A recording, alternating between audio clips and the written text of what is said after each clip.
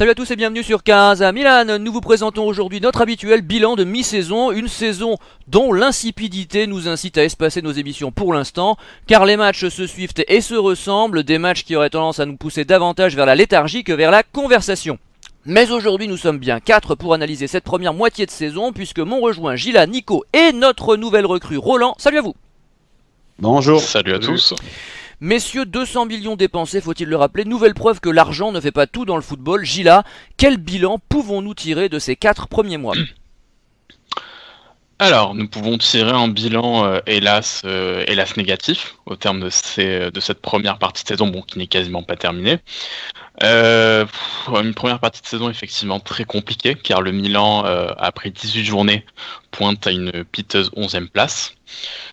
Signalons toutefois que le Milan est qualifié pour les 16e de finale d'Europa League après avoir dominé un groupe somme toute largement à sa portée. Mais le bilan reste malgré tout pas très négatif, en tout cas négatif, par rapport en tout cas aux espérances qui pouvaient être les nôtres à la mi-saison. Donc avec un limogeage qui est intervenu il y a maintenant un mois, donc avec un Vincenzo Montella qui a été limogé au terme d'une longue série de contre-performances. Une éviction qui a un peu sonné comme une tentative de réanimation d'un Milan qui justement se morfond progressivement dans une léthargie dont il n'était là pas encore sorti, car l'arrivée de Gennaro Gattuso en provenance de la Primavera n'a à l'heure actuelle pas encore porté ses fruits. Le piteux résultat d'hier soir peut en attester. Donc malheureusement, on a coutume de dire dans Casemiro que les saisons se suivent et se ressemblent, et c'est malheureusement à nouveau le cas cette année. Et pourtant, on était quand même assez loin d'imaginer que les choses pourraient être aussi compliquées. Bon, évidemment, une transition comme celle qui a été celle du Milan cet été n'est pas évidente à gérer, quel que soit le club. Mais on s'attendait quand même à beaucoup mieux. Certains, les plus optimistes, visaient éventuellement le titre, les toutes premières places, en tout cas les places qualificatives pour la Champions League. Ce n'était hélas pas le cas, avec un Milan qui pourrait à peine espérer viser l'Europa League. Et encore, ce sera compliqué si les choses continuent ainsi. Donc malheureusement, mon bilan n'est pas optimiste. Nico, dis-moi, tu te déplaces toujours autant? Parce que là, c'est vrai que en début d'année, toi, tu l'étais plutôt optimiste, hein, et puis bon, on avait quelques raisons de l'être après le mercato, les investissements, etc. Pour ma part, je l'étais un petit peu moins que vous, mais enfin, l'ambiance était plutôt au beau fixe. Il y avait eu cette première victoire à Crotone, etc. Quel est ton sentiment? Et puis surtout, as-tu un début d'explication? Il y a un état d'esprit, il y a un problème mental, évidemment. Y a-t-il un problème de qualité de joueur? Où pouvons-nous trouver la cause principale, en sachant qu'il y en a certainement plusieurs, de ce marasme qui vraiment fait peine à voir? Franchement, j'ai aucune réponse à ces questions, dans le sens que j'arrête pas de me les poser après chaque débâcle, surtout celle contre le Hellas et l'Atalanta, parce qu'au bout d'un moment, il y en a ras-le-bol de trouver constamment des excuses. Alors avant, les années précédentes, on disait que c'est parce que les dirigeants ne mettaient pas d'argent dans l'équipe, qu'on avait des joueurs très moyens, qu'on recrutait à coût zéro. Cette année, on dépense de l'argent, on recrute quand même quelques joueurs comme pour ne citer que Bonucci et Biglia qui sont des valeurs sûres du championnat italien. Bonucci même une valeur sûre au niveau mondial, qui sont complètement à côté de leur pompe. Et je veux dire, au bout d'un moment, c'est incompréhensible. Alors même si il y a eu énormément d'argent qui a été mis, c'est vrai qu'au final les 4 premières places pour la Ligue des Champions, c'était peut-être tout le monde pensait que ça allait être facile vu les noms qu'il y avait sur le papier, mais après c'est autre chose que de faire une équipe.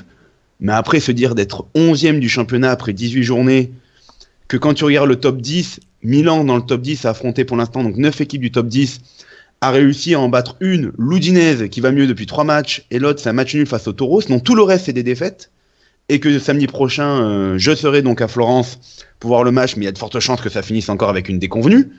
Je veux dire, au final on a notre place. Hein, on loue ton courage. Voilà, merci beaucoup. Ah non, mais tu m'impressionnes. Mais quoi qu'il arrive, on a notre place. Je veux dire, quand tu regardes toutes les équipes qui sont au-dessus, on n'a pas été capable de les battre. Et c'est ça qui me fait peur aussi pour l'Europa League. Pour l'instant, on n'a affronté personne, mais dès qu'on a affronté une équipe du top 6 en Italie, ça a fini avec une défaite à la fin. Donc, je vois même une top 7, puisque l'Atalanta est 7ème du championnat, on a fini avec une défaite. Donc, je vois pas pourquoi ça va changer quand on va tomber contre l'Atlético, contre Arsenal, parce que Ludogorets Je t'avoue qu'au début, j'en avais pas du tout peur. Maintenant, quand tu vois le niveau actuel, tu peux te dire, bon, ça risque d'être compliqué sur 2 matchs. On a quand même pas été capable de battre l'AEK Athènes 2 fois. Mais je me dis que quoi qu'il arrive, en Europa League, dès qu'on va avoir un tirage avec une équipe, on va dire à peu près correcte, voilà, je pense qu'on va finir, on va rentrer à la maison. Ce qui est triste surtout, c'est que on est en fin d'année et le championnat est complètement terminé déjà pour le Milan AC. L'Europa League, où personne ne va se battre pour l'avoir. Le but, c'était les places pour la Champions League. Là, on est dans le truc il faut arrêter l'humiliation, quoi. Ils vont retrouver un petit peu. Le but de cette seconde partie de saison va être de battre en fait les équipes du haut de tableau, les 5 premières, pour essayer de redonner un petit peu de prestige au Milan AC. Mais la saison, elle est déjà complètement ratée. Voilà. Oui, certainement. Et puis c'est difficile de trouver des motifs d'espoir. Roland, alors c'est quoi? C'est la cantine? Le cuisinier fait pas bien son métier? On nous met du poison dans nos assiettes? Qu'est-ce qui se passe? Parce que là, c'est vrai que on était quand même quelques-uns à nourrir de sérieux espoirs sur cette saison, puis finalement tout tombe en ruine, tout tombe en catastrophe. Quelle est ton analyse? C'est vrai que l'excuse de la cuisine est avancée par certains, puisque on a pu voir passer à gauche à droite le fait que Montella avait choisi un nouveau préparateur qui utilisait exclusivement des plats véganes, comme on dit. Attends, c'est sérieux ce que tu dis là? Oui, c'est très sérieux. Moi, je plaisantais, j'étais pas au courant de ça. Non, mais voilà, mais je te dis que c'est pas totalement faux ce que tu dis. Parce que j'ai vu que Gattuso avait pris du poids, mais enfin lui il est pas sur le terrain, quoi. Oui, non, mais il y a cet aspect-là qui a été avancé par certains pour dire que les joueurs sont arrivés avec un mauvais régime alimentaire, si on peut dire. Et je crois, si je me souviens bien, il a été licencié, ce préparateur physique. En septembre, et puis on nous annonçait très rapidement qu'on allait avoir un remplaçant, et puis il y a bien eu 1 mois et demi ou 2 mois, je crois, où le Milan a évolué sans préparateur physique. Donc c'est sûr que ça va pas aider avec une équipe qui déjà ne se connaît pas sur le terrain. Mais après, d'un point de vue un peu plus sérieux, si on peut dire, c'est que vraiment c'est compliqué de trouver un seul facteur, puisque voilà. L'argent ne fait pas le bonheur, comme tu l'as dit en début d'émission. C'est compliqué de se construire une équipe, et ça a toujours été le cas pour tous les clubs qui ont investi en masse d'un seul coup. Et puis là, le problème, c'est à tous les niveaux. C'est l'investissement des joueurs, le maintien de Montella qui a duré pendant des semaines et des semaines, alors que on avait déjà vu toutes ses limites dès la saison passée. Et puis voilà, globalement, c'est un marasme collectif complet à tous les niveaux du club, que ce soit les joueurs, le staff, puis même la direction du club. Ouais, c'est certain. Alors personnellement, je faisais partie des rares réticents lors de l'annonce du closing l'an passé, certes surtout pour des questions d'identité, car je voulais pas voir mon club passer sous pavillon étranger avec directeur sportif et recruteur intéristes, mais je pose aujourd'hui quand même la question de la compétence des nouveaux propriétaires, car il faut bien constater que le nouveau mercato n'a rien apporté, hein. Bien au contraire, l'équipe était meilleure avant les 200 millions dépensés. Alors évidemment, la compétence de Montella était en question depuis bien longtemps, hein, tu viens de le dire, avant même son arrivée au club d'ailleurs, mais encore plus depuis janvier, car la deuxième moitié de la saison dernière était minable.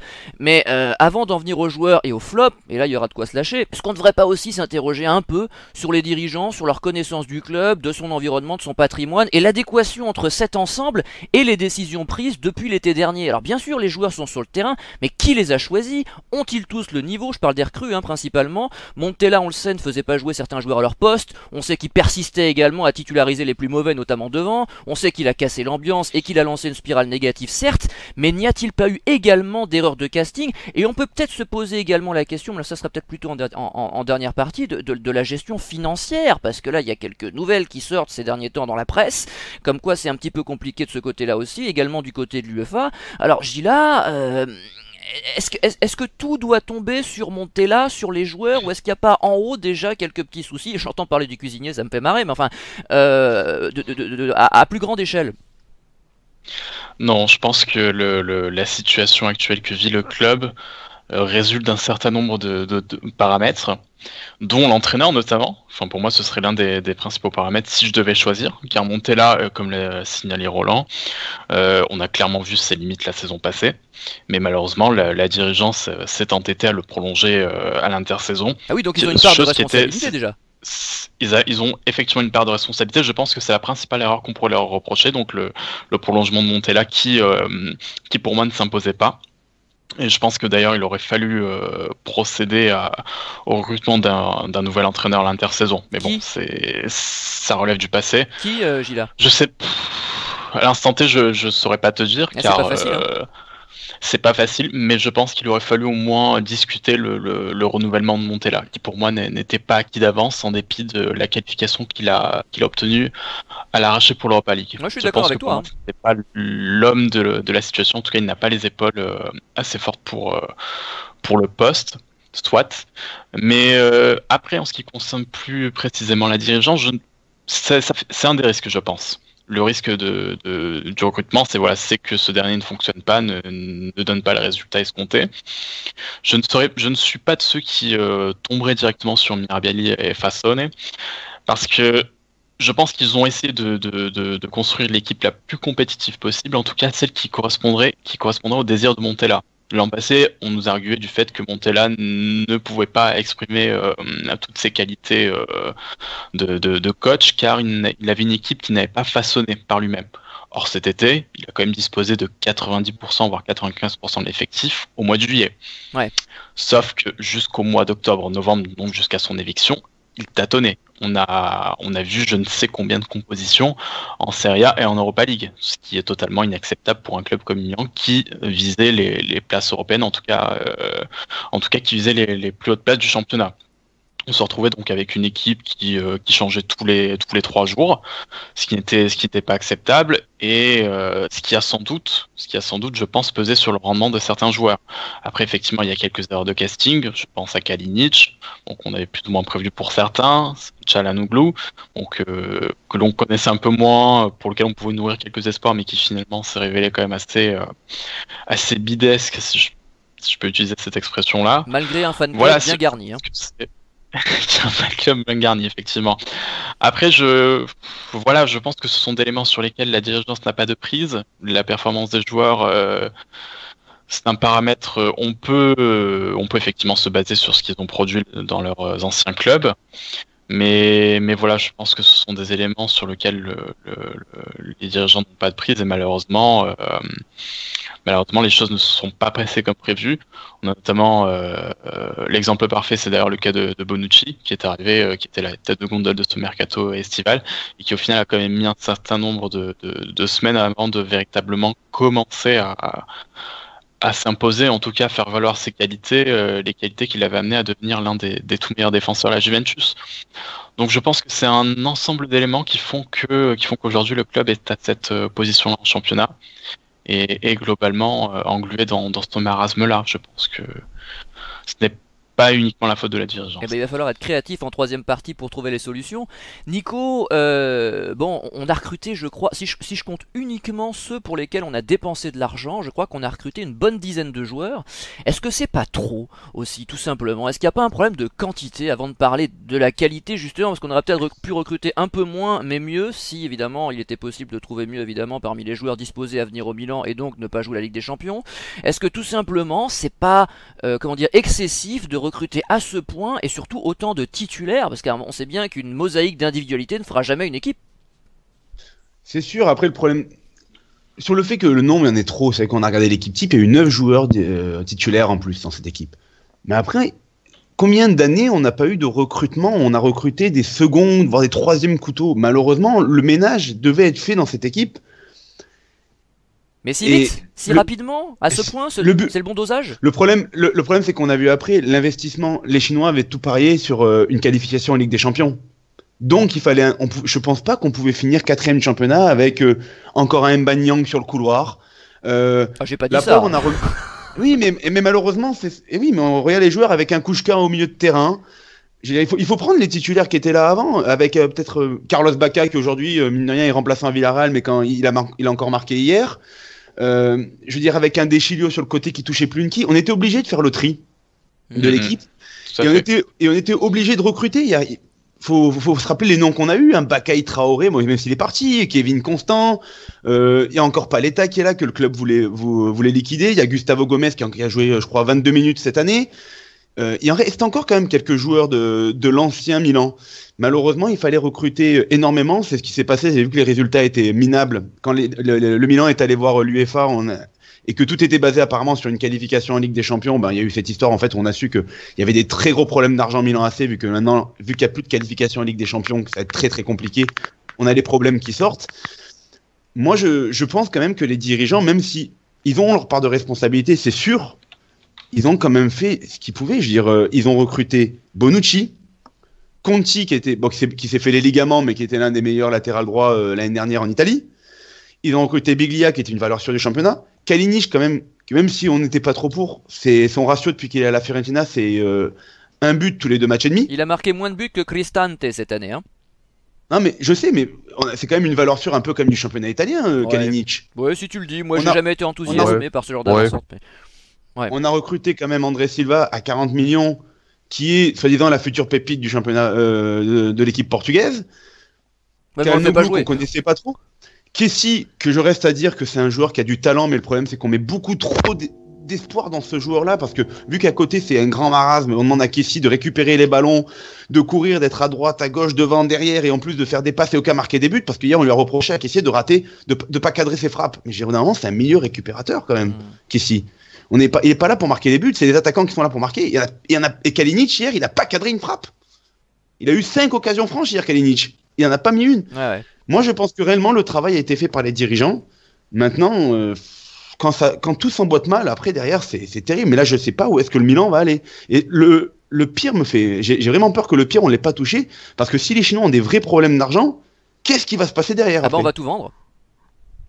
Et c'est ça qui me fait peur. Moi, c'est ce qui va arriver après. Je vais peut-être avoir enfin mon Milan jeune et italien. Finalement, c'est une question de temps. Mais on va demander à Roland de trancher tout ça. Alors, vas-y, fais-nous ta synthèse finalement.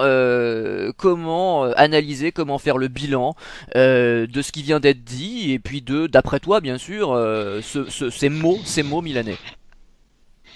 C'est assez compliqué ce que tu me demandes là, quand même. J'ai pas dit que c'était simple. Je rejoins beaucoup Nico en ce qui concerne le recrutement. Les joueurs qui ont été pris cet été, ce sont pas des mauvais joueurs tous dans l'ensemble. Tous plus ou moins à leur niveau, mais quand on arrive à prendre des joueurs comme Bonucci, Musacchio, Ricardo Rodriguez, ce sont des bons joueurs, ça y a aucun doute là-dessus. Après c'est vrai que la sauce ne prend pas du tout. Et voilà, on revient toujours à la question de savoir si on a trop recruté, si on a bien recruté, mais je pense que là encore, je rejoins Nico, on pouvait pas faire autrement parce que avoir un milieu de terrain avec Pasalic et Kucka, je suis désolé, c'est pas possible. Même si ça se passe pas mieux aujourd'hui, mais je préfère avoir Biglia au milieu que encore un mec comme Pasalic par exemple, alors que il s'avère que Biglia est ridicule depuis le début de la saison.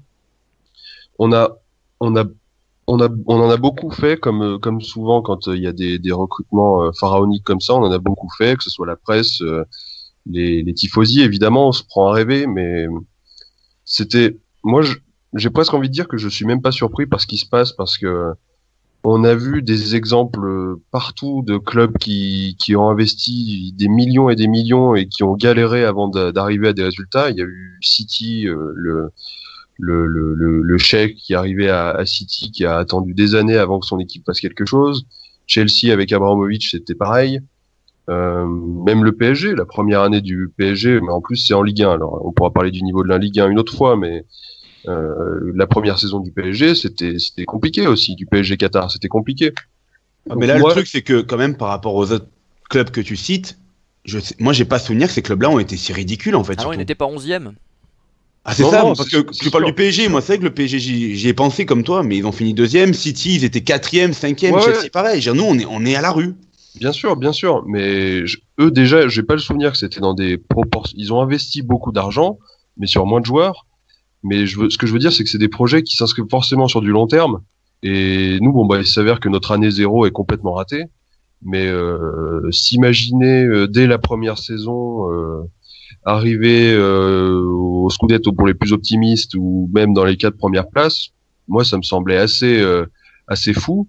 Moi ce que j'espérais c'est qu'on limite la casse cette année, qu'on trouve je sais pas une qualification en Europa League ou qu'on gagne même l'Europa League par exemple, parce que c'est une compétition où il y a toujours de la place pour faire quelque chose. Mais en fait c'est encore pire que ça, parce que c'est une décadence complète quoi. Et je vois pas, en dehors des joueurs qui sont différents sur le terrain, je vois pas ce ce que ce Milan a de mieux que celui de l'année passée, que celui d'il y a 2 ans, d'il y a 3 ans. Ah, c'est même l'inverse. Et en fait, on tourne en rond. Eh ben, ah bah Nico, tiens, veut prendre la parole avant qu'on passe au top. Vas-y Nico. Juste pour rajouter un truc, pour montrer à quel point, en plus, quand t'es dans le fond du trou, t'as l'impression qu'il y a tout qui se mêle. On va prendre le cas de Benevento, 18 matchs cette saison en Italie, 17 défaites, un match nul, et hier encore, ils ont perdu à la 93e minute de jeu, parce qu'ils ont perdu pas mal de matchs à la toute dernière minute. Le seul match où ils marquent 2 buts dans la saison, et ils égalisent à la dernière seconde, c'est le gardien qui marque, c'est contre nous, quoi, je veux dire.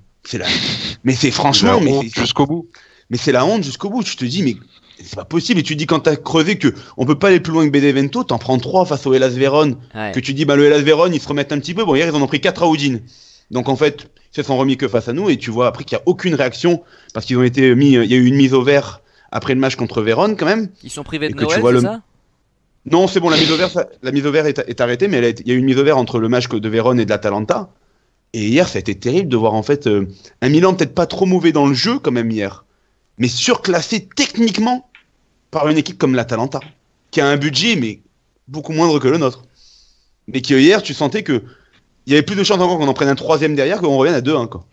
Eh ben c'est bien malheureux tout ça. Écoutez, on a maintenu la rubrique, hein, donc il est temps de nous creuser les méninges, car l'opération est difficile cette année. Messieurs, quel est votre top 3? On commence avec Gila. As-tu réussi à trouver 3 joueurs? Si oui, tu as toute mon admiration. Effectivement, j'ai dû me creuser les méninges, mais bon, j'ai quand même réussi à sortir 3 noms.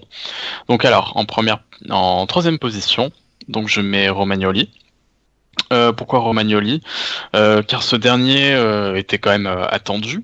L'arrivée de Bonucci et surtout de Musacchio était de nature à lui faire de l'ombre, en tout cas à potentiellement remettre en cause sa place de titulaire.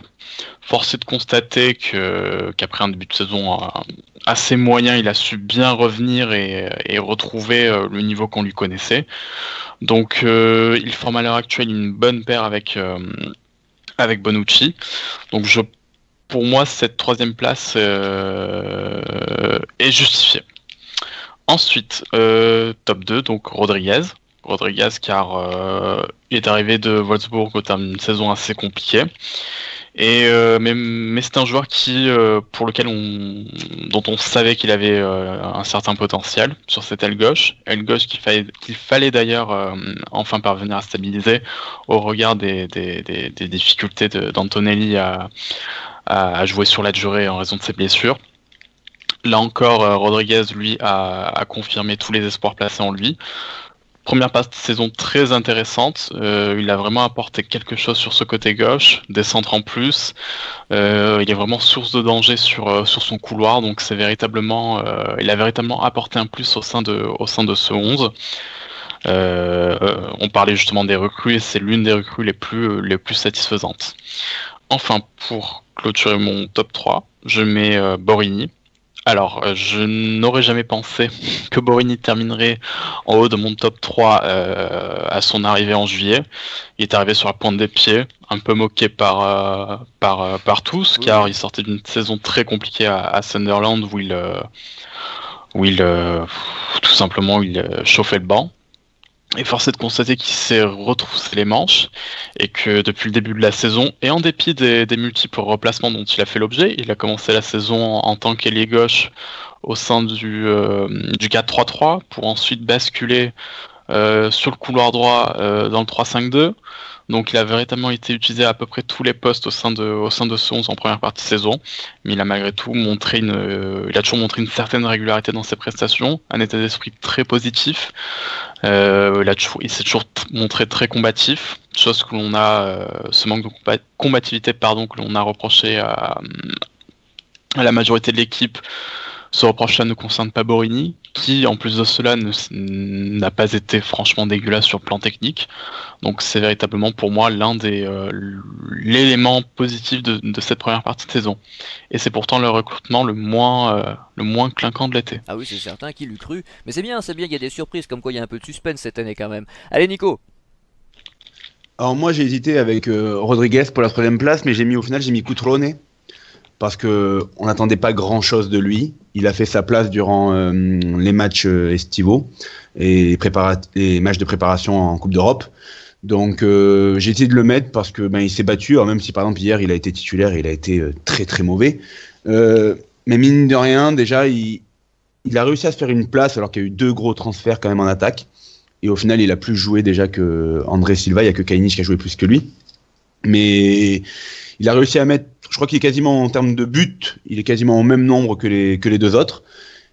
Et c'était pas donné s'il s'est fait sa place, c'est parce que déjà il s'est bien battu, parce que c'est vrai que même si hier par exemple il a pas été bon, il s'est battu comme un lion. Et c'est triste aussi, c'est que déjà pour qu'il soit dans mon top 3, c'est qu'au final quand tu penses qu'avec tous les joueurs qu'on a recrutés, c'est le gamin de 18 ans qui vient de la Primavera dont t'attendais rien, qui arrive, qui finit dans un top 3, je trouve que c'est... les années précédentes. Comme Donnarumma, comme El Shaarawy et Deschilio les années précédentes, malheureusement, ça prouve qu'il y a un problème et que les tauliers sont pas présents. Et si les tauliers déjà sont pas bons, c'est compliqué aussi de pouvoir faire une bonne saison. En numéro 2, j'ai mis Borini aussi. Enfin, Gila l'a mis en première place, moi je le mets en numéro 2. Parce que j'attendais strictement rien. Je pensais très vite que quand il avait été titulaire les tout premiers matchs, c'était parce qu'il manquait Bonaventura blessé, tout ça. Je me suis dit, bon, il va vite repartir sur le banc et donner un coup de main à 10 minutes de la fin. Et au final, il a su, avec les blessures de Conti, il y a eu Abaté, Calabria, il y a eu les 3 en même temps. Il a su prendre cette place sur le couloir droit. Et mine de rien, pareil, il s'est toujours battu. Au final, les deux, je le mets aussi parce qu'il a toujours tout donné. Et ce qui fait qu'avec sa hargne et physiquement, je pense que c'était l'un des joueurs qui était le mieux dans cette équipe. Il a réussi à se faire sa place et à être correct et à limiter la casse dans certains matchs. Parce que je pense que si réellement demain... là, il est revenu à son poste d'ailier avec Gattuso. Si demain les autres sont au niveau, Borini repartira sur le banc. Mais voilà, je voulais remarquer que ce joueur qui est venu à la base pour faire le 15e ou le 16e, il se retrouve dans le 11. Il se retrouve au final très souvent titulaire. C'était l'un des joueurs les plus utilisés. Et surtout, il a été moins mauvais que les autres. C'est pour ça que je le mets. Parce que des fois, c'est pas forcément qu'il a été bon, mais il a surtout été moins mauvais que les autres. Et à la première place, j'ai mis Souzo. Car au final... Il n'a pas été régulier, oui. Souzo. Il a été comme l'année dernière, c'est un joueur qui est très irrégulier, mais tu vois, quand il a pris le carton rouge contre le Hellas Vérone à la 93e, j'ai su que ça allait être compliqué pour gagner le match hier contre l'Atalanta, parce que mercredi, si on a envie de gagner le derby en Coupe d'Italie, moi je suis quasiment sûr que ça passera par ce joueur-là. Ah, c'est le seul qui est capable devant, qui peut avoir un brin de génie, qui peut nous faire gagner le match. Voilà, ce sera pas Kalinic, ce sera pas André Silva. Bonaventura est encore plus irrégulier cette année, je trouve, que Souzo. Donc, mine de rien, c'est quand même lui qui marque les buts quand il y a besoin. Contre le Chievo Vérone, on a eu un moment, on a gagné 2 matchs de suite. C'était lui qui a été l'un des grands artisans de ces 2 victoires. Voilà, c'est lui qui fait les passes. Enfin, pour moi, il est au-dessus des autres, en tout cas, dans cette équipe. Même en étant très irrégulier. Ouais, même en étant très irrégulier. Non, mais je suis d'accord. Il a eu notamment une très très bonne période où il a enchaîné les bonnes prestations. Le problème, c'est qu'il y en a quelques-uns qui sont passés par des bonnes périodes. Je pourrais même citer Montolivo sur 4-5 matchs. On pourrait parler de Rodriguez que tu as noté. Mais enfin, ceux qui sont bons depuis septembre jusqu'à maintenant, il y en a pas beaucoup. Faut les chercher. Donc bon, après, c'est bien. Au début, il faut se rappeler aussi qu'il avait eu beaucoup de mal dans la compo de Montella où il avait du mal à trouver sa place. Et qu'après Montella avait changé la compo. Donc, mais moi je trouve quand même que il y a eu le derby où le derby en demi-temps, il y a eu lui et Bonaventura qui ont porté l'équipe pour aller chercher l'égalisation ou la victoire. Je trouve que dans les matchs importants, même si qu'on a perdu, chaque fois ça a été le meilleur. Et on espérait tous que ça soit Souzo qui nous fasse gagner le match en tout cas. Enfin moi j'espérais que ça soit Souzo qui nous fasse gagner le match. Bon, allez vas-y Roland. Tout aussi compliqué en ce qui me concerne. Ça, je pense qu'on sera tous d'accord là-dessus. C'est assez similaire avec ce qu'a dit Gila précédemment. Moi, disons qu'en 3e place, je vais mettre Romagnoli. Parce que, voilà, comme les 2 autres qui vont être dans mon top, c'est un des moins pires, si on peut dire. Beaucoup l'annonçaient perdant avec les arrivées de Musacchio et Bonucci. Moi, je disais qu'il avait pleinement sa carte à jouer et il l'a fait dès lors qu'il a pu revenir de blessure tranquillement au cours de la préparation, puisque je crois qu'il avait manqué une bonne partie de la préparation sur blessure. Et puis, finalement, il commet souvent des erreurs. Je trouve même s'il est jeune, il devrait éviter. Il a souvent des cartons qui sont évitables, mais il est utile, il est souvent juste et je suis très content de le voir à ce niveau-là et de maintenir un peu les rares espoirs que l'on peut fonder sur la défense du Milan. Ensuite, en deuxième place, je vais dire Ricardo Rodriguez, qui est un joueur que j'aime beaucoup déjà à la base. J'étais très content de son arrivée, et quand on voit les tarifs des latéraux dans le football actuel, 18 millions si je me souviens bien, c'était vraiment une aubaine. Il est utile, il défend bien, il attaque bien, et il a une très belle qualité pour tout ce qui est coups de pied arrêtés, donc les corners, les coups francs, et c'est particulièrement appréciable parce que ces dernières années on avait beaucoup de mal à faire des coups de pied arrêtés. Oui, on les tirait à plusieurs, tu te rappelles ? On les tirait en 2 temps. Ça exaspérait tout le monde sur le forum. Ouais, d'ailleurs, on le fait toujours, hein. Notamment, il y avait eu un très bel exemple l'autre jour contre le Hellas, si je me souviens bien, une petite combinaison entre Bonaventura et Montolivo qui a fini de manière pathétique en sortie de but. Donc, disons qu'avec lui, voilà, on a une certaine plus-value sur les coups francs, mais comme tous ses collègues, c'est clairement pas glorieux. Il a fait un bon début de saison, et puis ces derniers temps, je trouve qu'il a plus de mal, il est plus incisif, il reste beaucoup derrière, on le voit nettement moins vers l'avant, et ça aide pas pour une animation offensive, pardon, qui est déjà très très faiblarde. Et puis en première place, j'ai beaucoup cherché, et puis je vais dire Cutrone, parce que voilà, statistiquement, c'est un de nos meilleurs buteurs cette saison, si ce n'est le meilleur buteur, je crois, avec André Silva. Et puis, c'est surtout, je le mets à cette première place car je veux souligner son attitude, et à chaque fois qu'il est sur le terrain, c'est le genre d'attitude que l'on attend des joueurs de manière globale, et des joueurs du Milan plus précisément. Et les supporters l'ont adopté. Hein. Ah oui, clairement, mais justement, parce que c'est un joueur qui donne tout sur le terrain. Et qui a su être efficace, et j'ai du mal à saisir de plus en plus son absence de titularisation en Serie A. Ouais, on est d'accord. Ouais. Dans l'axe, parce que hier il a été aligné dans un couloir à défaut, toujours pour laisser de la place au fameux Kalinic. Voilà, moi c'est vraiment il fait plaisir comme Locatelli nous faisait plaisir la première partie de saison l'année passée, et j'espère pour lui que ça va durer, parce que Locatelli s'est beaucoup essoufflé depuis. Mais voilà, il joue plus trop, faut dire les choses. On le voit plus souvent. C'est vrai, mais déjà en deuxième partie de saison l'année passée, Locatelli c'était pas mal, avait perdu sa place suite à un mois de janvier vraiment pas glorieux, et après Montella avait préféré aligner j'ai oublié son nom. Basalic. José Sosa. Ah oui, d'accord, qui était pire. C'était Sosa qui était aligné devant la défense. Ah ouais, qui était pire, ouais. Déjà. Donc voilà, bon, j'espère que Cutrone va continuer comme ça, et qu'on le verra plus souvent titulaire, parce que des 3 attaquants de pointe qu'on a, je pense que c'est celui qui a été le plus en vue. Ouais, totalement d'accord. Alors pour ma part, numéro 3, j'ai envie de mettre personne, parce que comme je vous l'ai dit, il y en a qui ont été bons effectivement, Borini, Rodriguez, Montolivo, qui ont eu leur période en fait, Souzo même, hein, Souzo également bien sûr, dont on a parlé. Donc il y en a 4 comme ça qui peuvent prétendre à la place de numéro 3 chez moi, mais je trouve que ça a été trop irrégulier, et ça a été sur 4-5 matchs d'affilée, puis ensuite c'était nettement moins bon. Donc je passe directement au numéro 2, qui est pour moi le plus constant, le meilleur potentiellement également, parce que je pense que Romagnoli est notre meilleur joueur. Bon, on pourrait parler de Bonucci bien sûr, mais Bonucci c'est plus sa carrière est plus derrière lui. Romagnoli elle est devant, c'est pour ça que j'insiste sur lui. Je pense que c'est le taulier le meilleur des 3 internationaux qui composent la défense centrale, en tout cas sur le terrain, malgré les blessures et les cartons. Alors tu parlais des cartons, Roland. Au dernier match, je trouve qu'ils étaient injustifiés, les 2 cartons d'ailleurs, hein. Je trouve qu'ils étaient un petit peu durs, et que bon, l'arbitre l'avait un peu dans le viseur. Je trouvais ça dommage. Je regrette juste que ceux qui entourent Romagnoli sur le terrain soient pas à la hauteur, car je pense que dans un environnement plus serein, il serait encore meilleur. Je suis convaincu que Romagnoli, qui est déjà bon, pourrait être encore meilleur dans une meilleure équipe, tout simplement. C'est logique, il aurait besoin justement d'un Bonucci haut niveau, parce que Bonucci est censé théoriquement tirer Romagnoli vers le haut. Bonucci, on rappelle que c'est une finale de l'Euro 2012, que c'est 2 finales de Ligue des Champions, donc c'est quand même quelqu'un qui est censé lui permettre, comme Nesta avec Thiago Silva, de franchir quelques galons, quoi. Voilà, donc j'espère, de franchir quelques paliers et de gagner quelques galons.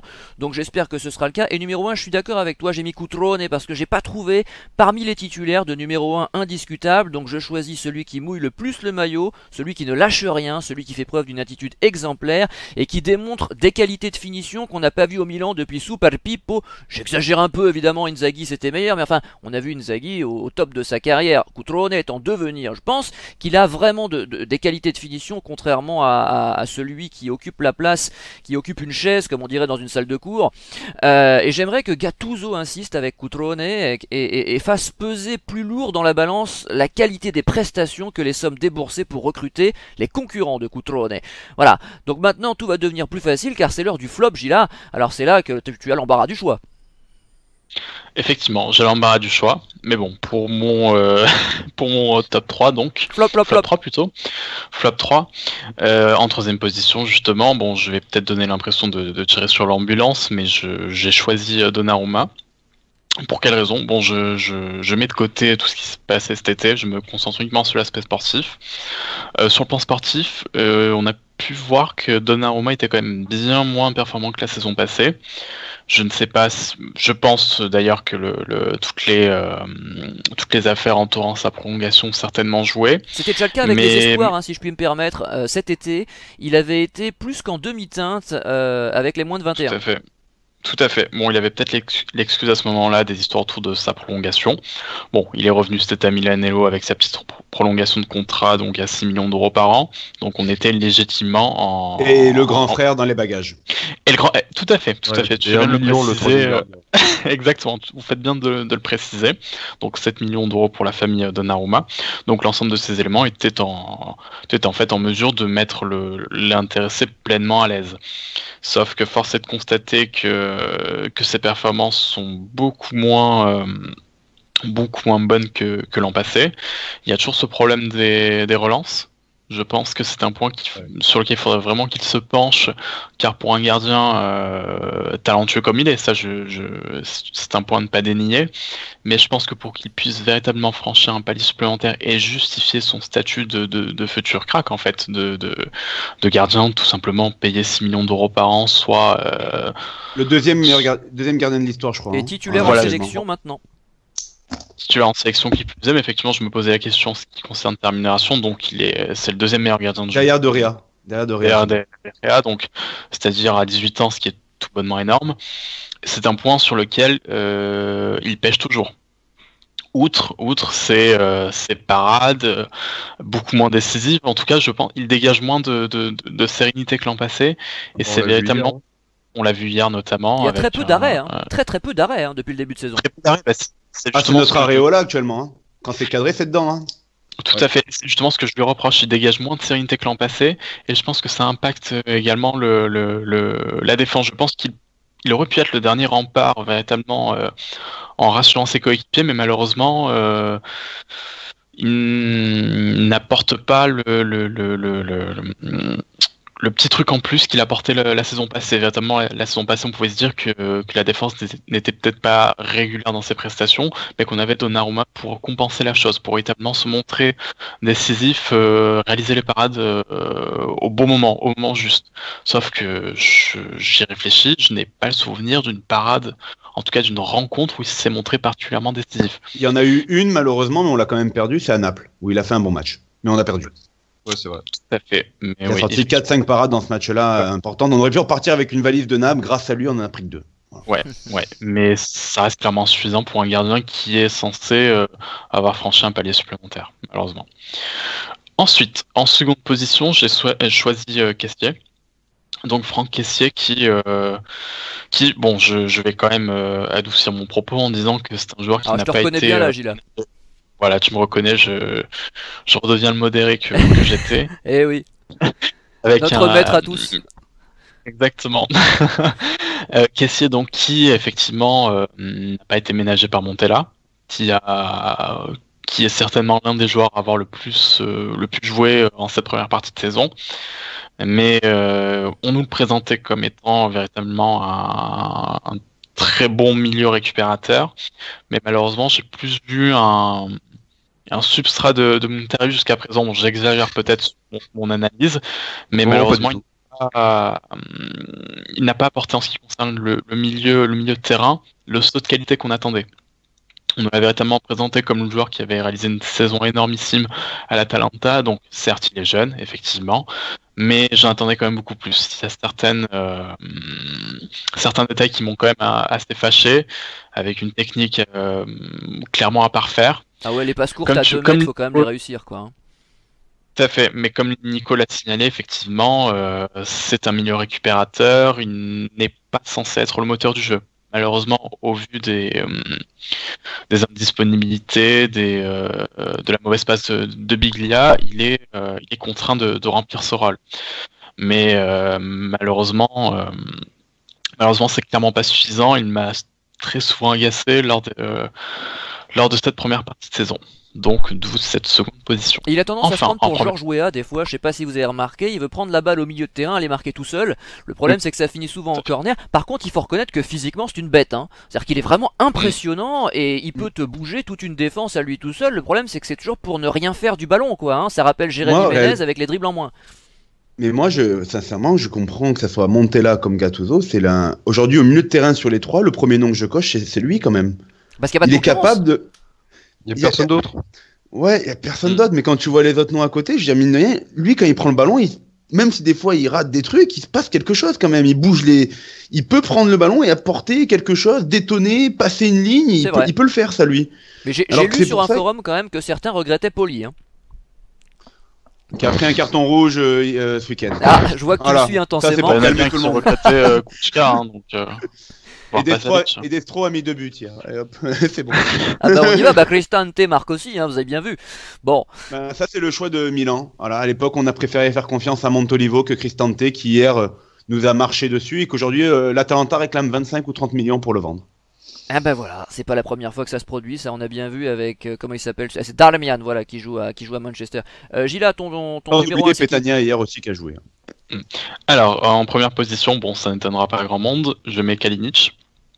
Donc, grande recrue de Montella, de son qui ne l'a d'ailleurs pas connu, il me semble, à la Fiorentina. Non, en effet. Il ne l'a pas connu. En fait, il l'avait réclamé et il s'est fait virer après. C'est son destin. C'est un peu ce qui se passe cette année aussi. Hein. Tout à fait. L'histoire se répète.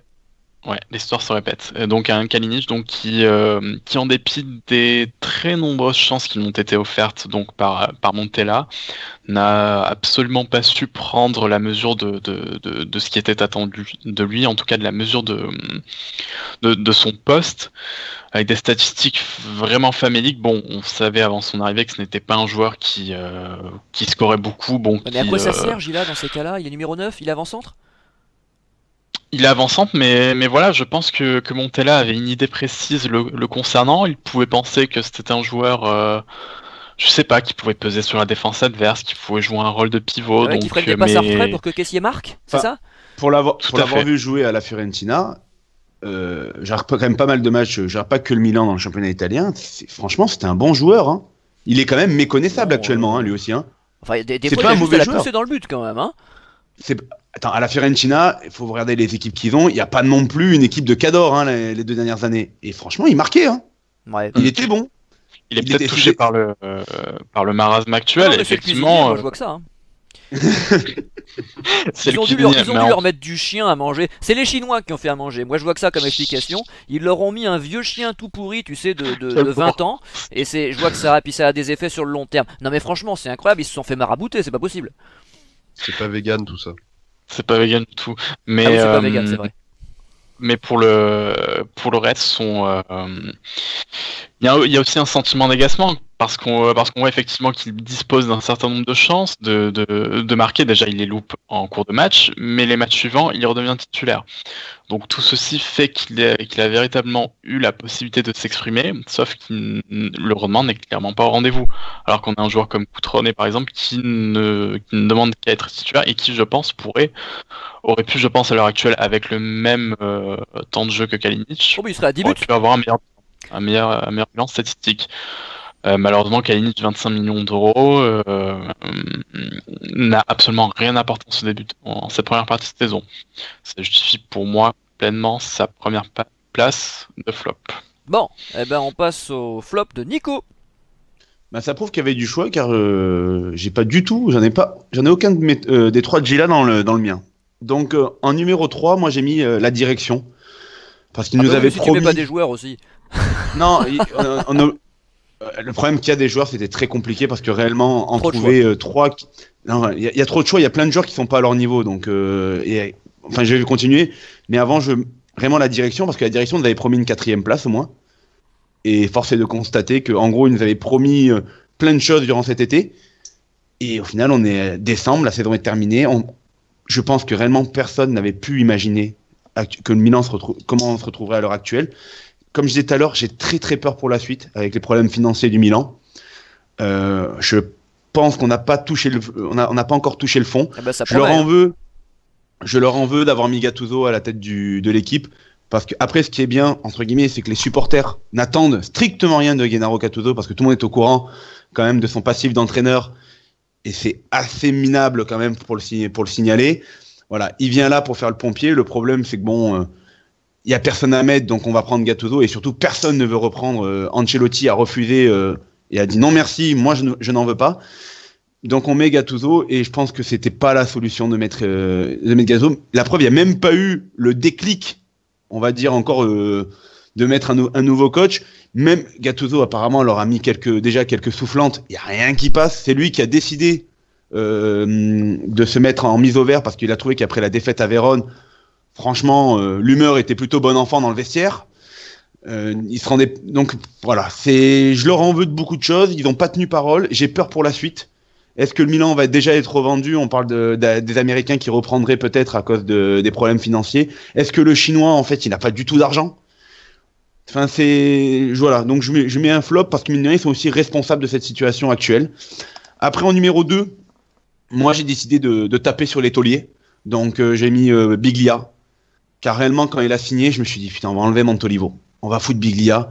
Et on va avoir un vrai joueur qui va pouvoir... Parce que mine de rien, au milieu de terrain, c'était lui qui était censé dicter le tempo. Franchement, c'est un gars, la Lazio, Simone Inzaghi, il s'en mordait les doigts quand il est parti, il a tout fait pour le retenir. Ben, au final, tu te rends compte que je lui ramène quand il en a envie. Mais je reste persuadé que ce joueur a du talent. Mais aujourd'hui, mine de rien, on est revenu, roulement de tambour, à foutre quand même Ricardo Montolivo à sa place, titulaire. Qui est meilleur que lui d'ailleurs. Ouais, c'est un poil meilleur. Les 2 derniers matchs de Montolivo, faut les voir. Hein. Non, mais je parle globalement. Montolivo, il a été bon quand il a joué contre Bologne, ou quand il y a eu autre chose, il a été nul, faut quand même le dire. Montolivo, c'est toujours, il n'y a pas une passe vers l'avant. Il prend aucun risque. Alors au niveau défensif, c'est la différence qu'il y a en fait avec Biglia, c'est que niveau défensif, il est meilleur que Biglia. Ah, mais ça compte. Ouais, mais bon. Non, mais je sais que c'est difficile pour toi, Nico. Je sais, la pilule est difficile à avaler. Hein. Ah non, mais Montolivo, ça fait encore toujours beaucoup de mal à tout le monde. Hein, je reste à le dire, que ça fait du mal. Mais en tout cas, pour revenir sur Biglia, parce que Montolivo n'est pas dans mon flop 3. Oh, dis donc. Oh, t'as fait des efforts. C'est Noël. Mais pour revenir à Biglia, voilà, je veux dire, ça devait être l'un des hommes forts de ce nouveau Milan. Et ben, il est sur le banc de touche. Il y a même un moment, Gattuso, quand il a remplacé Montolivo, c'était pour mettre Locatelli. Donc, tu sais même pas quelle place il a Biglia aujourd'hui, et il est vraiment dans... Biglia, il est au fond du trou, quoi. Il est au fond du trou, et pareil aussi, il avait fait des pieds et des mains comme Kalinic avec son club pour venir au Milan AC. Et au final, le mec n'est pas au niveau, donc 30-31 ans, je veux dire, lui, t'as pas le temps d'attendre comme caissier que peut-être dans 2 ans, il sera meilleur. Lui, maintenant, il faut qu'il soit bon maintenant pour rentabiliser son transfert. Hein. C'est pas dans 2 ans. Ensuite, pour finir, Bonucci. Parce que ça, alors, il y a eu des plus mauvais que lui dans l'équipe, Calhanoglu et Kalinic, par exemple, ont été plus mauvais que Bonucci. Mais Bonucci, je veux dire, il est arrivé, brassard de capitaine, il a accepté le rôle. Je veux dire, au bout d'un moment, je veux dire, t'attends autre chose. Je veux dire, au moins rassurer ta défense. Il n'a pas été capable de faire ça. Montella, après la débâcle à Rome contre la Lazio, est passé dans un 3-5-2 pour le mettre dans les meilleures positions, dans sa position de confort à Bonucci. Ça n'a rien arrangé. Je veux dire, il a pris un carton rouge juste après contre le Genoa en mettant un coup de coude. Je veux dire, on est très loin du Bonucci que certains disaient. Est-ce que lui ou Ramos est le meilleur défenseur central du monde? Aujourd'hui, Bonucci, je veux dire, sa cote, elle a chuté en flèche après ses 6 mois à Milan AC. Et je veux dire, actuellement, il joue parce qu'il s'appelle Bonucci. Il joue vraiment pour cette raison-là, parce que sinon s'il ne s'appelait pas Bonucci, réellement, actuellement, il joue pour son nom, il joue pour son soi-disant le rôle de leader. Il n'a aucun rôle de leader. Finalement, il n'a aucun rôle de leader dans cette équipe, vu qu'il n'est pas capable de faire quelque chose. Enfin, on est très loin du joueur que j'adorais détester à la Juventus. Parce que mine de rien, j'avais quand même un truc de dire putain, qu'est-ce qu'il est fort. Aujourd'hui, aujourd'hui, il a même pas la roublardise qu'il avait avec la Juventus. Il a plus rien du tout. Et tu vois qu'au final, à la Juventus, Mehdi Benatia, actuellement le remplace de manière super. Tu te demandes est-ce qu'on s'est pas fait enfler, quoi. Est-ce qu'on s'est pas fait enfler avec Bonucci? Est-ce que c'est pas un joueur qui était bon parce qu'il avait l'habitude de jouer avec Barzagli et Chiellini depuis je ne sais combien d'années, que ce soit en sélection ou avec la Juve? Bah c'est vrai qu'en sélection il avait déjà déçu, on l'avait dit ici hein, lors de plusieurs compétitions. J'ai toujours pensé moi que le meilleur des trois de très loin c'était Barzagli malheureusement qui est plus âgé et qui ces dernières années eh bien était un petit peu en dessous. Mais globalement et niveau talent pur pour moi c'était incontestablement le meilleur défenseur italien. Cela dit Bonucci je suis d'accord avec toi a totalement déçu. Maintenant t'as justement dit qu'il y avait quand même eu pire que lui mais ça peut s'entendre aussi de taper sur les non mais voilà les mecs étaient censés monter le niveau de l'équipe. On était censé avoir un gain qualitatif avec Biglia et Bonucci et on l'a pas vu. C'est le moins qu'on puisse dire, donc ton argument s'entend. Hein. Et s'il faut vendre un joueur, parce que certains disent que peut-être au mercato de janvier, Milan va devoir vendre, ben moi je t'avoue que il y a Donnarumma, avec tout ce qui s'est passé, je pense qu'il est temps d'arrêter. Voilà, s'il y a une bonne offre. Et je pense que ça va être compliqué, pareil, de le vendre à l'offre au Milan on voulait, parce que quand tu es au courant des problèmes financiers du Milan et des 6 mois qu'a fait Donnarumma, mine de rien, il faut réfléchir avant de mettre 70 millions ou 80 millions quand même pour un gardien de but. Mais Bonucci, si on a une offre, je pense que voilà, réellement, avec Musacchio et Romagnoli, on pourra repartir quand même quoi qu'il arrive pour finir la saison. On perd pas la gueule. De toute façon, il faut récupérer le maximum d'argent tout de suite, si vraiment il faut le faire. Moi, je ne serais pas contre un départ de Bonucci. Allez, c'est au tour de Roland. Compliqué, hein, comme pour vous tous, de trouver 3 noms. J'avais sur mes petits papiers, j'avais noté une dizaine de noms qui étaient candidats, mais je vais en choisir que 3. Toute l'équipe type. Voilà, c'est un peu ça l'idée. En premier lieu, je vais citer Franck Kessié, pour les raisons qui ont déjà été évoquées. Hein, je mets pas en doute son talent, mais ce qu'il fait au Milan, comme disait Gila tout à l'heure, c'est du Muntari, quoi. Muntari ou même Koutzka de l'an passé, c'est n'importe quoi, ça ne ressemble à rien, ça n'amène rien.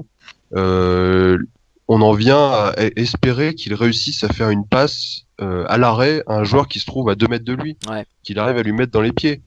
Et ça, c'est pas, c'est autant les critiques qu'on peut entendre sur ces frappes qui sont pas cadrées, bon, soit, admettons, mais les passes aussi faciles, ce n'est pas normal. Et c'est pas parce que derrière il va aller faire le musculeux contre un adversaire que ça va changer quoi que ce soit. On perd une quantité phénoménale de ballons avec les actions de Franck Kessié et je trouve ça déplorable, mais comme Nico le soulignait tout à l'heure, on ne peut mettre personne à sa place parce qu'on a personne d'autre en fait. C'est aussi simple que ça.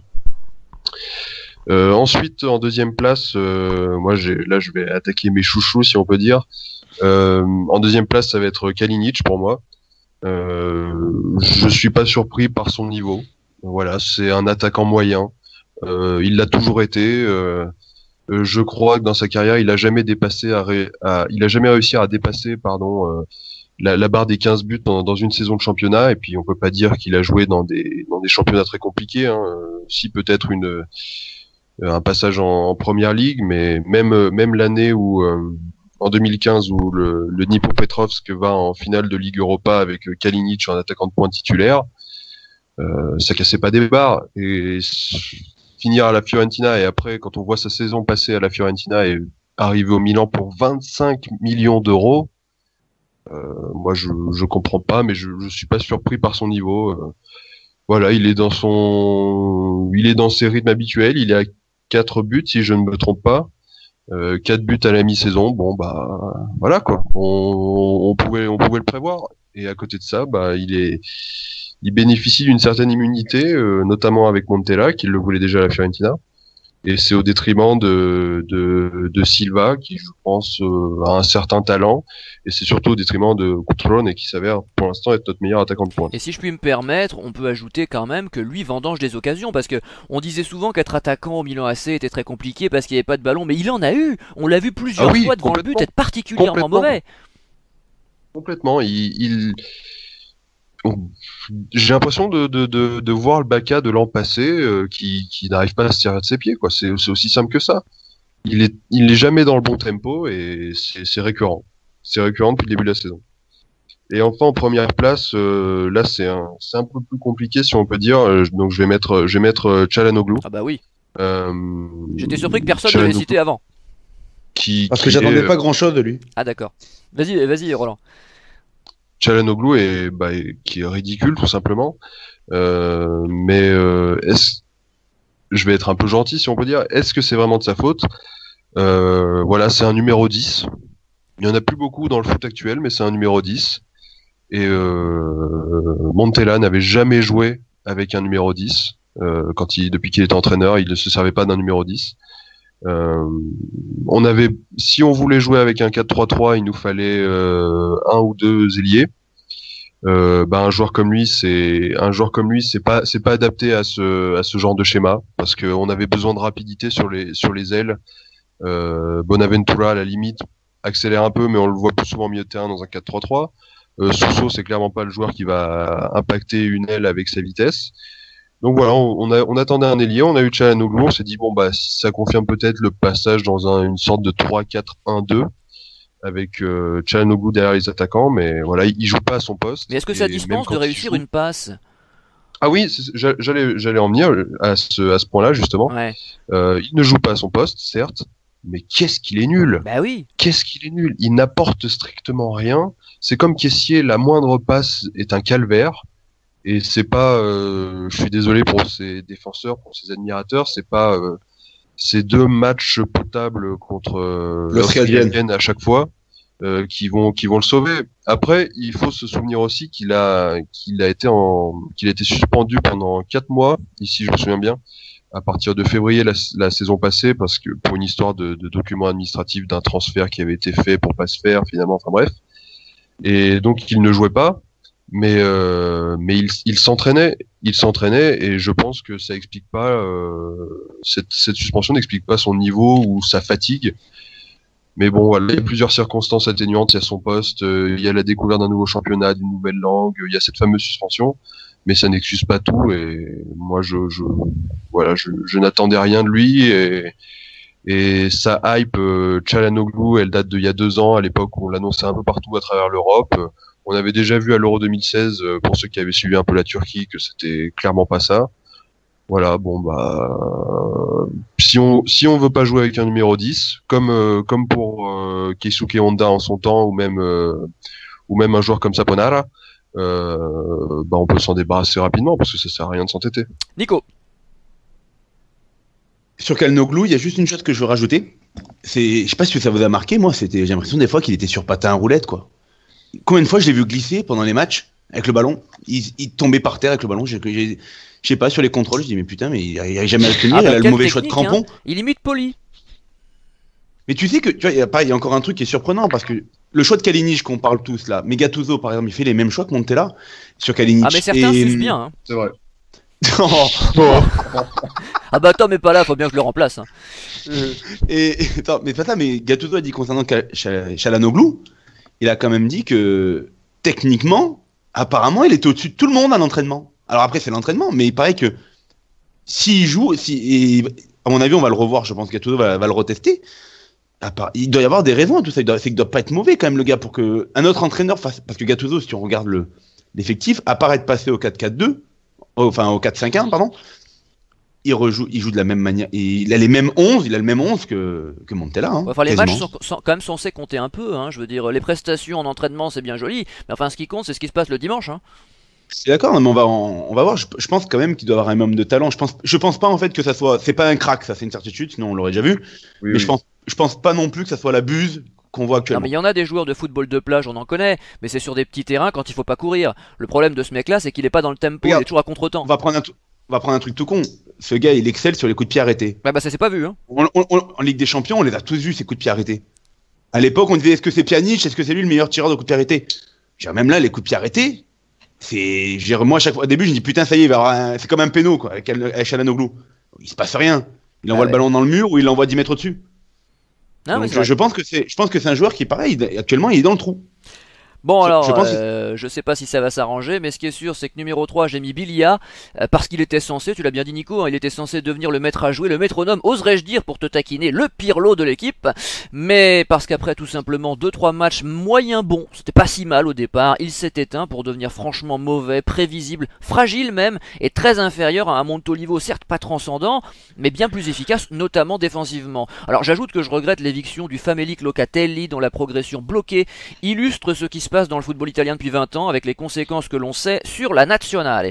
Numéro 2, Kalinic, parce que je comprendrai jamais les avant-centres mauvais devant le but. Et numéro 3, on vient d'en parler, Çalhanoğlu, parce qu'on nous l'annonçait comme la future star de l'équipe, avec le numéro 10 dans le dos, quand même, le numéro 10 de Savicevic, excusez-moi, et parce qu'il réussit à peine 2 passes par match, sauf contre l'Austria, la seule équipe qui lui permet de briller, alors qu'il aille jouer en Autriche, ou qu'il rentre chez lui. J'ai cru comprendre qu'un retour au pays était envisagé dès ce mercato d'hiver, et nous voyons peut-être là la lumière au bout du tunnel. Le pire, c'est qu'on nous le vendait justement en réalité comme un bon tireur de coups francs, comme si ça suffisait pour être titulaire au Milan, quoi. C'est-à-dire que quand il est arrivé, personne ou presque le connaissait, et on nous dit mais il tire bien les coups francs, tu vas voir. Et donc il était censé être titulaire parce qu'il tirait bien les coups francs, si vous voulez. Sauf qu'à un moment donné, ça suffit pas. Même les coups francs, c'est pas terrible, mais il faut quand même être bon dans le jeu, quoi. Voilà.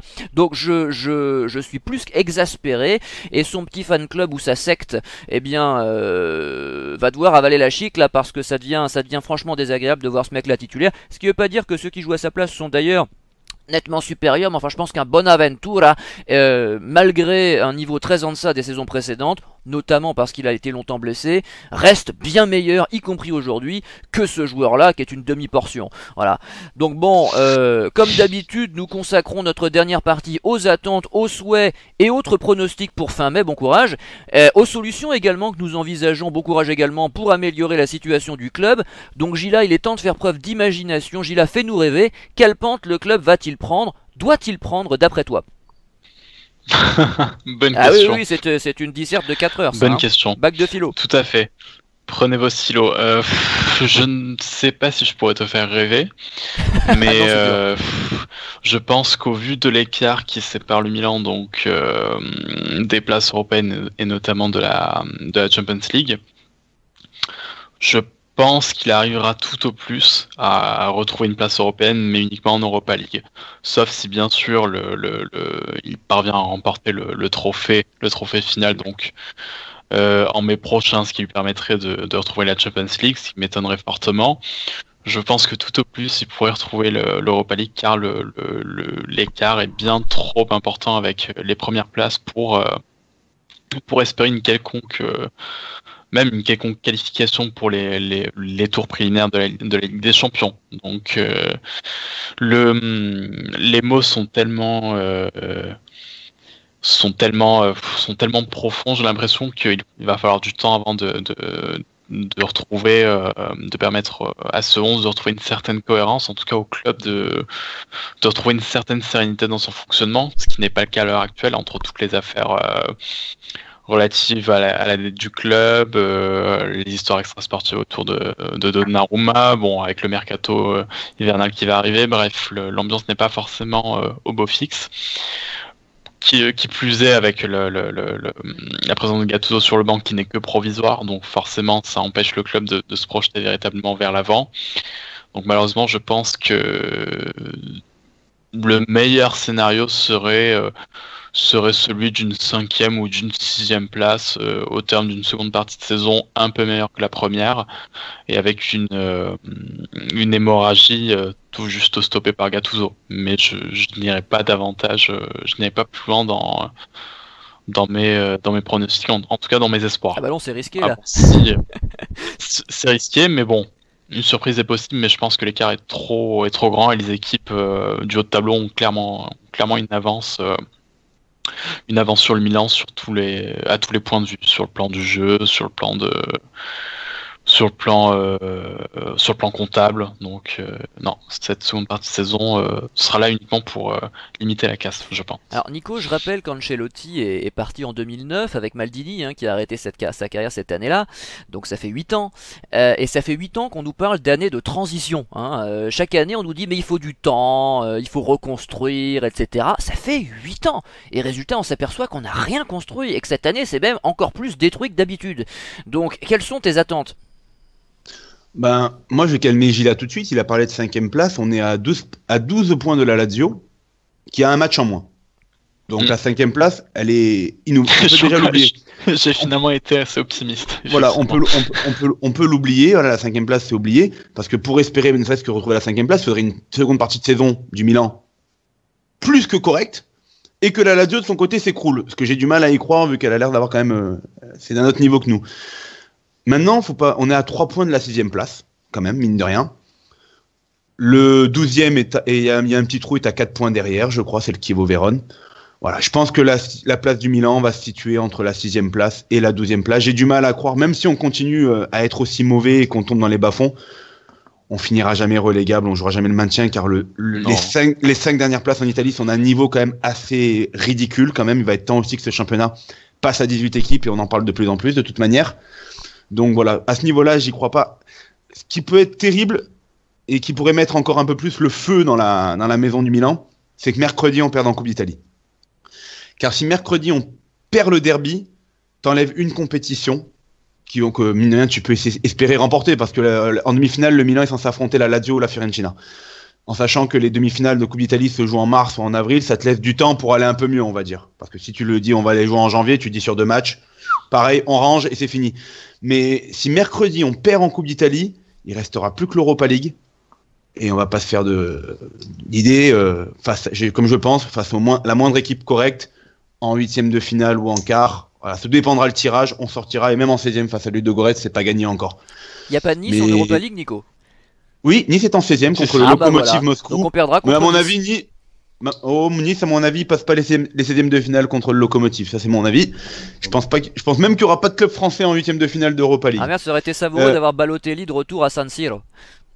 Bah, tu sais que Balotelli a voulu venir voir l'équipe pendant la mise au vert, il s'est pris une fin de non-recevoir.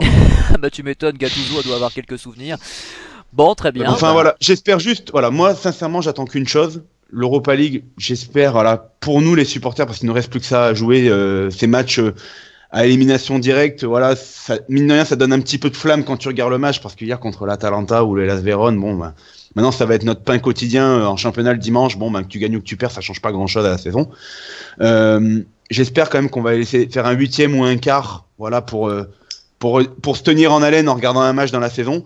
Et j'espère vraiment que mercredi, ne serait-ce que le prestige de battre l'Inter, pour le derby, et de se dire pourquoi pas essayer d'aller encore faire une finale au mois de mai à Rome en Coupe d'Italie. C'est important, un trophée. La preuve, la Super Coupe d'Italie, quoi qu'il arrive, si on gagne la Coupe d'Italie, on aura battu un rival.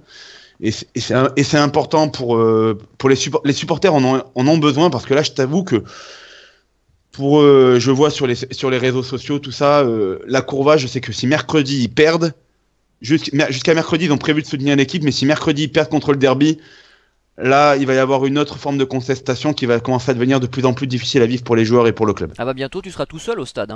On verra les tribunes vides et puis un mec, Nico, qui sera là pour supporter le Milan. Non mais c'est pas impossible. Moi je me dis qu'à un moment donné, ça va finir par être déserté. On voit que déjà que les stades sont quasiment vides en Italie tous les week-ends. Quand tu vois 65 000 personnes lors du tour préliminaire d'Europa League, et que hier mine de rien, il y avait 45 000 personnes contre l'Atalanta. Bah écoute, c'est beau, impressionnant pour voir un 0-2, les gens ont dû être ravis. Bon allez, on passe à Roland pour ses espoirs, ses attentes, ses pronostics. Qu'imagines-tu pour cette fin de saison, Roland? Sportivement, j'attends plus grand-chose. Je vais rejoindre Nico encore une fois à propos de cette fois-ci de l'Europa League. Je pense qu'il ne nous reste plus que ça, parce que c'est l'attrait d'une Coupe d'Europe, même si c'est une petite Coupe d'Europe. Ça reste toujours des matchs à élimination, des stades qui changent de l'ordinaire, avec des ambiances parfois très sympas comme dans les pays de l'Est. Et faut pas la dénigrer, parce que c'est un moyen accessoirement d'aller en Ligue des Champions, mais c'est surtout le moyen de se faire plaisir sur un parcours qui peut être intéressant. Après, en ce qui concerne le championnat, pour le championnat, idéalement il faudrait limiter la casse par une petite place européenne, même au rabais. Mais au moins finir dans le top 10, ça me semble à l'heure actuelle la priorité. Et puis pour la Coupe d'Italie, advienne que pourra, on sera déjà assez fixé mercredi. Mais là, j'attends pas grand-chose non plus. Moi je pense qu'il faut qu'on se fasse plaisir avec l'Europa League. Et puis de mon côté, je vais continuer à suivre le club évidemment, mais sportivement, mais je vais aussi beaucoup m'intéresser à ce qui se passe en coulisses, ces histoires de rachat, de prêts auprès du fonds d'investissement Elliott, qu'il va falloir rembourser avant octobre.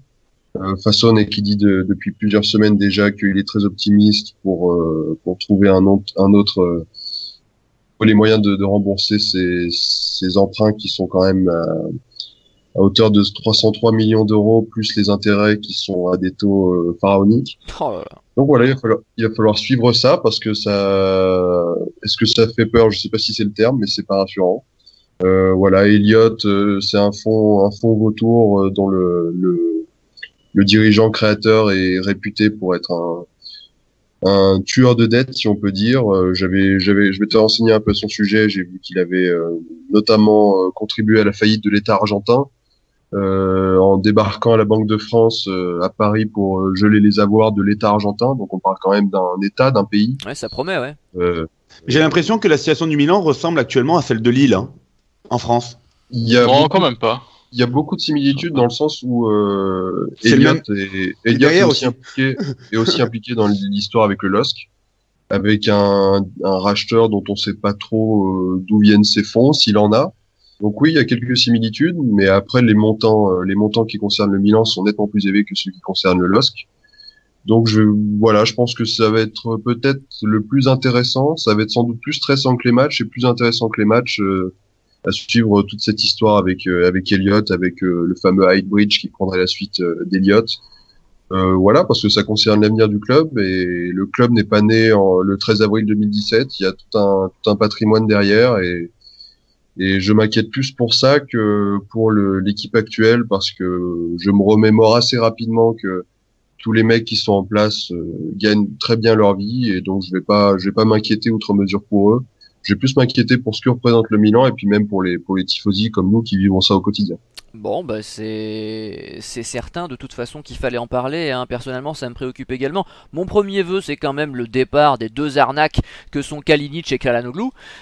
Ensuite, évidemment, je suis d'accord, hein, le rétablissement de la situation financière sans vendre, parce que c'est ça le problème, c'est que malheureusement, sans vendre Romagnoli, sans vendre Locatelli, sans vendre Cutrone et les quelques jeunes que je souhaite voir jouer d'ici le mois de mai, évidemment, si on vend Bilia ou Bonucci, ça me chagrinera moins, non pas l'étiquette Milan. Et Donnarumma aussi, et moi, il peut partir. Oui, Donnarumma si vous voulez.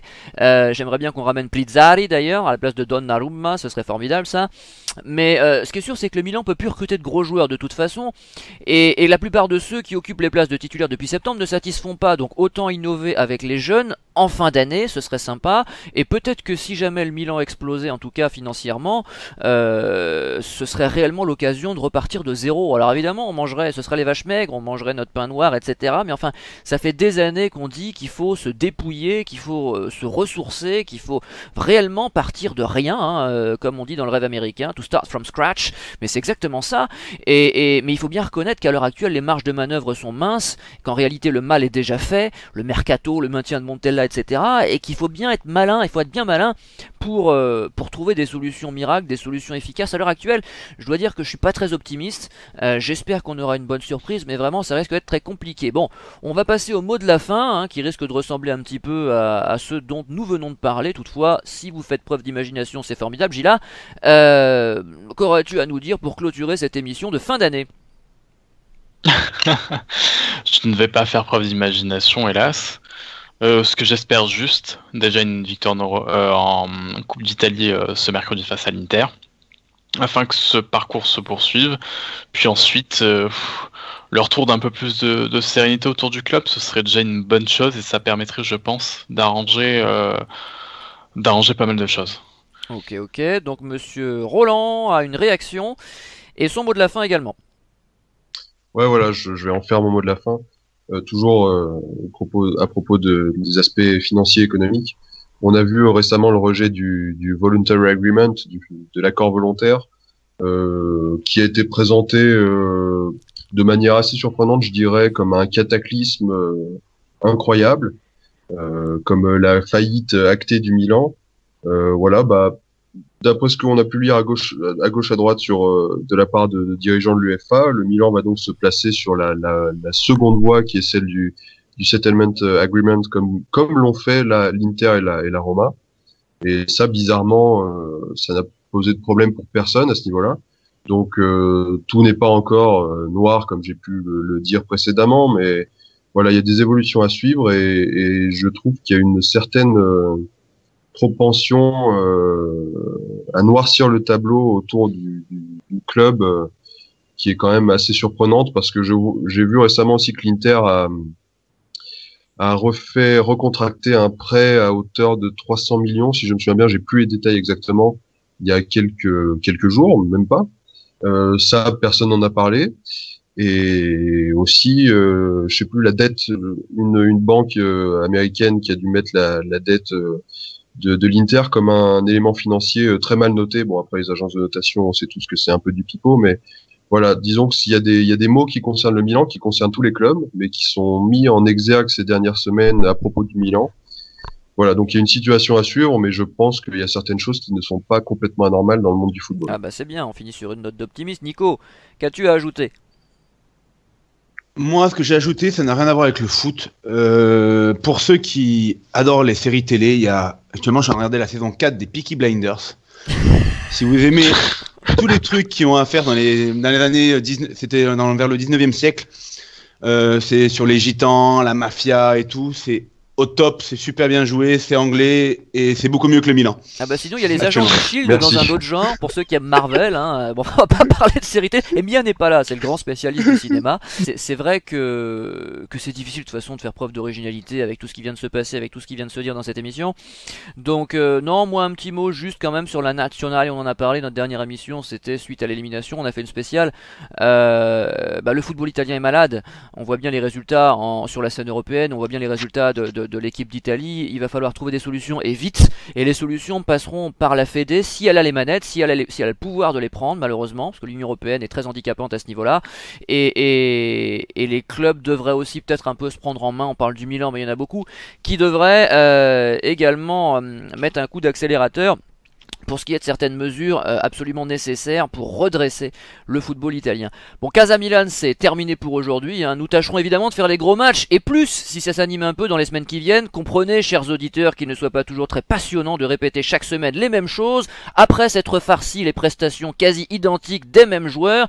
Donc nous attendons surtout de la nouveauté pour revenir plus régulièrement entre chaque spécial. Bonne fête de fin d'année à vous, profitez bien, rendez-vous certainement courant janvier. Salut! Salut. Salut à tous.